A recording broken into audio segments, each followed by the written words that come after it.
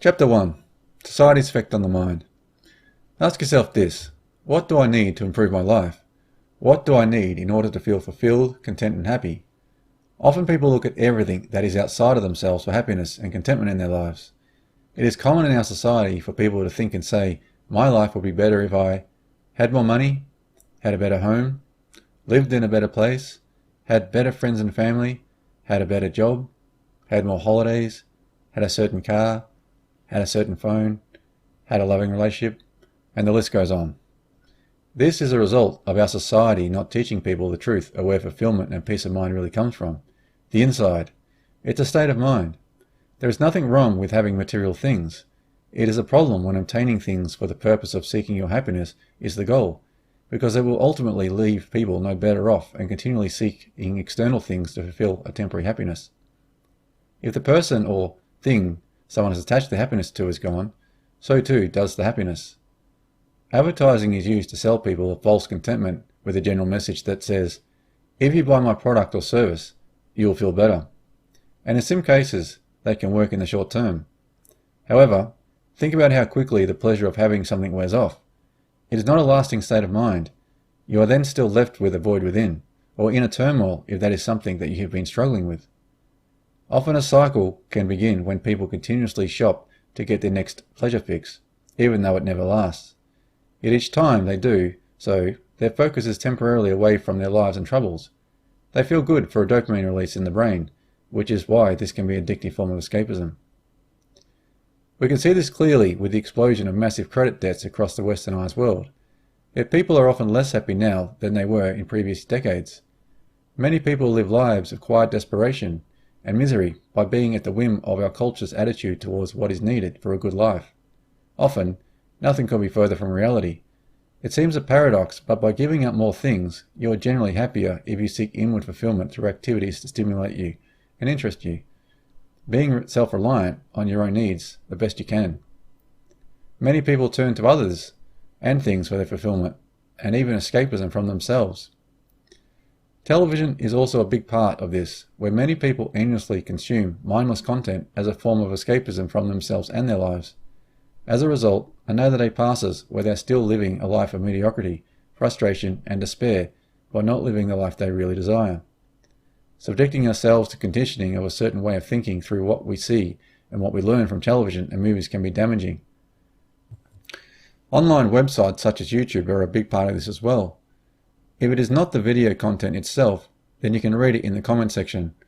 Hateful, aggressive speech towards others and social media such as Facebook also contributes to this. People have commented to me how they feel inadequate in their own lives based on what they see their friends doing on Facebook. This causes a distortion in our minds, again leading to negative feelings within us about our own lives.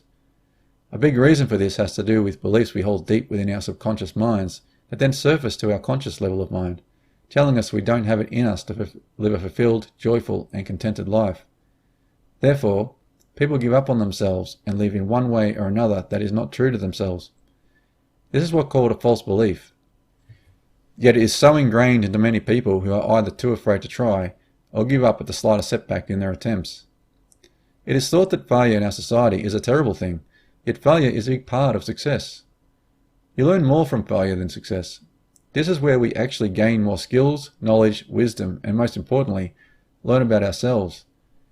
It is these challenges that reveal deeper aspects of our nature to ourselves. If you were to always succeed in everything all of the time, then what have you really gained?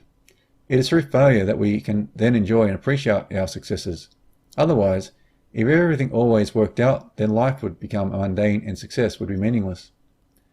Reading about many great successful people, they have always understood this and failed many times in different ways before they obtained success.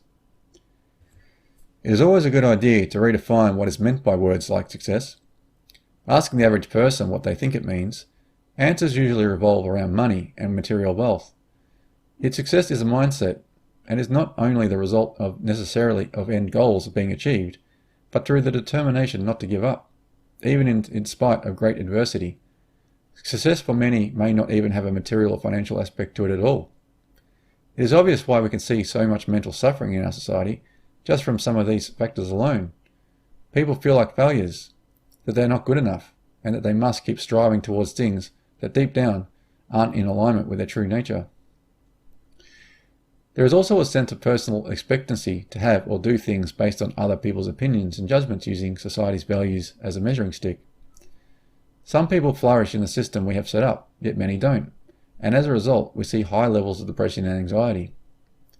Many elements of our society put stress on you, including the feeling one needs to look better, have a better job, have better clothes, eat only certain kinds of foods, use only certain kinds of medicines, and the desire and need for greater financial means.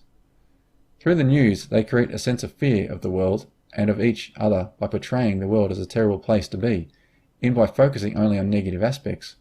In politics and religion, they create fear and division and dependency. Fear of each other, division and separation through our cultures and beliefs, dependency on them to save you in this life, and make you believe you need them as a way to control you. As you're exposed more and more to things without a way to counteract the effects on your psyche, your mind can be affected on a very deep and profound unconscious level, potentially resulting in mental problems as a major side effect. I hope you are beginning to get the picture here of some of the negative effects our modern culture has on people in different ways. You may be wondering the point of everything you've just read. I'm making you aware of all the factors in our society that fill your mind with so much pressure to be a certain way that it creates anxiety and depression within people as they struggle to keep up, or feel badly for not living up to the expectations. Awareness is the beginning to taking back control of your mind and therefore your life. Knowing a little bit about what I have written in this first chapter, I will demonstrate what I did with this knowledge. At the time I undertook practicing all I wrote in this book, I was single and I lived alone, with little contact with others on a regular basis. For me, being alone allowed me to really immerse myself into living out these practices without the distraction of others around me. This can be helpful, but also for those that feel lonely, this may not feel as advantageous as it did for me. Looking back, when I first lived alone, I too felt lonely for a short period until I changed my thinking and outlook on the situation. I will go into that further in the book.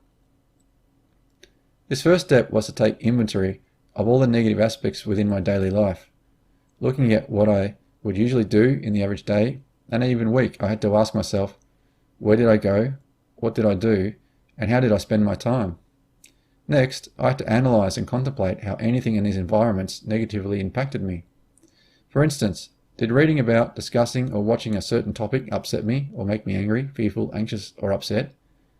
Are there people I interacted with whose very presence sparked a negative feeling within me? When I found the negative effects of these things, people, and places in my life, I decided to either limit my exposure to them or eradicate them from my life altogether. This may seem extreme. However, I found I had to do this if there was anything causing me distress in any way in my life, as it affected my mental state otherwise. I'm not advocating running from your problems in life, as you will learn through this book. I discovered I needed to face my issues to find total peace of mind, and a part of that was looking at the aspects that did not support a healthy state of mind. All things that cause emotional stress create a process of thoughts that then loop in our minds, feeding back scenarios of what has happened and what may happen, furthering the stressful state of mind.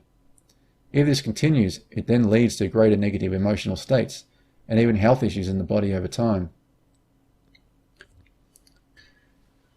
It is not always an easy task, nor possible in all circumstances, to eliminate all that is negative. Some things that challenge us can, at times, be good for us, because that is how we grow. Yet there is a difference between challenges that help us grow in a positive way and ones that cripple and paralyze us. Relations with people are the trickiest in this regard, because it may be family members, fellow students, or work colleagues. Ultimately, you need to decide how to manage those various relationships. There is always a solution to all problems. Or look at it this way: every solution had a problem, so there is a way for you to resolve your issues. In this regard, I encourage you to learn as many perspectives as you can from others in regard to your particular issue. Once you have gained a varied perspective, think about it for yourself and what feels right for you. When things cause me negative emotion, I would ask myself why they affected me the way they did. This required taking time to think about it, preferably in silence by myself. Things do not always come to mind as to the reason why. Yet practicing this exercise brought any negative aspects to my conscious attention, and I realized that to change anything that stressed me, I needed to first acknowledge where the stresses came from, then accept that stress was an issue for me, and from there I needed to work on a solution. By doing this, then in time, if you are still exposed to the same negative environments, your awareness will kick in and you may feel motivated to change what you're exposing yourself to. I will talk about that in more detail in a later chapter on how to make this change. What I decided to do was to stop my exposure to any news at all. It affected me in that I would worry about the economy, government regulations, and about crime. In about a week of not having any exposure to it, I felt much better, and I've heard others say the same thing. Television was out completely. I haven't watched it for years, and I don't even have it connected in my house. I stopped watching movies with violence because I noticed how they desensitize people and normalize these graphic things. I used to love the 5-movie Rambo series, for instance. I loved the action, yet I decided I wanted my life to be one filled with peaceful, positive, and loving things. Note that the above also relates to video games. I played them when I was younger, yet they have the same effects as movies, if not more so, due to their interactive nature. I also avoided storylines based on traumatic experiences and horror movies. I noticed how they affected my emotions, even subtly. Think about how many people tense up in suspenseful scenes, coupled with the music. It feels so real that people become frightened, sweat, and even sometimes scream. This is an interesting thing I learned, that the mind does not know the difference between something real or imagined. So you're invoking these states through watching or even reading things. No thanks. Comedy was another thing in time I became aware of to be mindful of. I will talk about this more in the next chapter, but essentially exposing yourself to certain themes and words in a comedy, in time, will implant itself into your mind as a state of thinking. As an example is of comedy that may go into joking about rape or pedophilia, and if you continually listen to topics of this nature, you will become desensitized to the topics, but on a greater scale, your mind alters how it processes information. Think of those that are disgusted by these topics. They think differently because their minds are not exposed to this content or way of thinking regularly. I used to listen to some extreme comedians, and I can still understand why people think they are funny. I just decided I preferred to focus my mind and attention on things that are beautiful, loving, and positive in the world. As a result, I have a peaceful, loving, and beautiful thoughts because my mind does not have the other content to easily draw upon. Because I take in more positive content than not, I have established a new mind. This also relates to music, and when I have listened to some of the lyrics in music, particularly rap and R&B, the lyrics are not always positive, and at times will put people down, or even themselves. There are some kinds of music that can be disruptive to the mind, even if you enjoy it. I like many styles of music, and tastes do change in time, yet I noticed some music did not invoke a good feeling. Some music in itself sounds quite melancholic, and I recall at a younger age feeling depressed the more I listened to it. It's up to you to decide what is affecting you in a negative way, if at all. In time, I actually stopped watching movies altogether, and I replaced them with interesting documentaries I enjoyed, videos on how to make and do things, exercise and meditation videos, and positive audio about varying topics that help me improve my life further. I replaced one thing for another. This may not sound appealing to you. It may sound like giving up too much. I know it may sound that way, but years after doing this, I do not feel anything is lacking at all. My life is richer than ever. Look at the results of putting this into practice. Mental suffering that turned into a peaceful and joyous mind and life. It's up to you to decide what to do or not to do. I am pointing out to you the effects of things on your mind, making you aware of them so that in time you may see for yourself with this awareness how things impact the mind. Take some time to think about any factors in your life that make you feel this way. In terms of material things, some people feel a lot of pressure to buy certain things or brand name items.